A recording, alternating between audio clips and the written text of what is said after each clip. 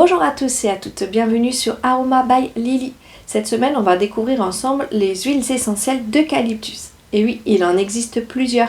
On a l'eucalyptus radié, l'eucalyptus globulus et l'eucalyptus citronné. En fonction de ce que vous allez avoir besoin, chaque huile essentielle aura sa propre propriété. Donc on va voir ensemble ces trois huiles essentielles pour savoir laquelle est pour la sphère respiratoire haute, la sphère respiratoire basse ou pour le musculaire. Comme ça, vous pourrez les utiliser en toute sécurité. L'eucalyptus radié est l'allié des voies respiratoires hautes. Rhume, nez bouché, petits coups de froid. On le privilégie en diffusion douce ou en inhalation, surtout pour les enfants et les personnes sensibles. Son odeur fraîche aide aussi à dégager l'esprit. Le globulus, plus puissant, agit davantage sur les voies respiratoires basses, comme les bronches. On l'utilise surtout chez l'adulte et sur des courtes durées, car il est plus concentré en eucalyptol, parfait pour un massage thoracique dilué ou en inhalation ponctuelle. Et enfin, l'eucalyptus citronné, lui, ne s'utilise pas pour la respiration, mais pour soulager les douleurs musculaires ou articulaires. Ses propriétés anti-inflammatoires le rendent précieux après un effort ou en cas de raideur.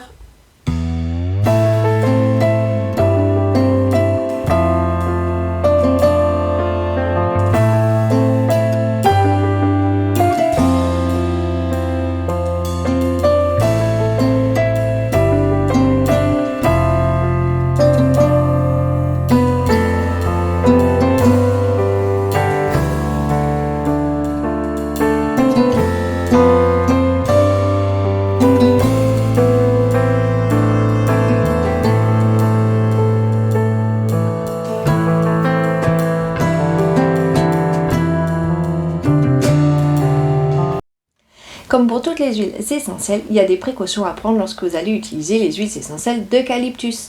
La première, pas chez les enfants de moins de 6 ans, pas chez les femmes enceintes ni allaitantes. On va éviter chez les personnes qui ont un traitement médical si vous n'avez pas l'accord de votre médecin traitant, tout simplement parce qu'une huile essentielle peut altérer un traitement en cours. Donc je préfère que vous ayez un suivi avec votre médecin traitant. Si c'est un enfant de moins de 15 ans, pareil, je préfère que vous alliez voir votre médecin traitant avant toute utilisation et que vous ayez un suivi avec ce dernier. Enfin, on va éviter d'utiliser une huile essentielle pure, donc on la diluera toujours dans une huile végétale avant son utilisation. Et avant toute utilisation, si c'est la première fois que vous utilisez cette huile essentielle, vous allez faire un test d'allergie. Pour ça, tout simplement, vous allez mettre une petite goutte ici au creux de votre coude et attendre 24 à 48 heures pour vérifier que vous n'êtes pas allergique à cette huile essentielle. Vous l'aurez compris, les huiles essentielles d'eucalyptus sont parfaites pour les saisons froides, notamment l'automne et l'hiver, tout simplement parce qu'elles sont idéales pour tout ce qui est la sphère respiratoire. Elle va vous permettre de vous dégager les bronches et de vous aider à mieux respirer, à faciliter la transition entre les saisons pour éviter les rhumes, les rhinites, les bronchites, pourquoi pas aussi les angines, parfois aussi les otites. Et l'huile essentielle d'eucalyptus citronné vous aidera tout au long de l'année pour tout ce qui est musculaire.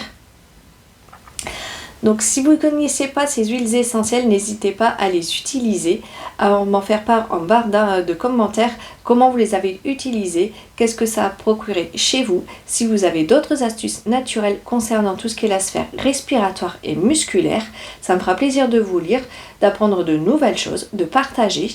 Si vous n'êtes pas encore abonné, n'hésitez pas à vous abonner et d'activer la petite cloche pour recevoir les différentes notifications lorsque je posterai de nouvelles vidéos.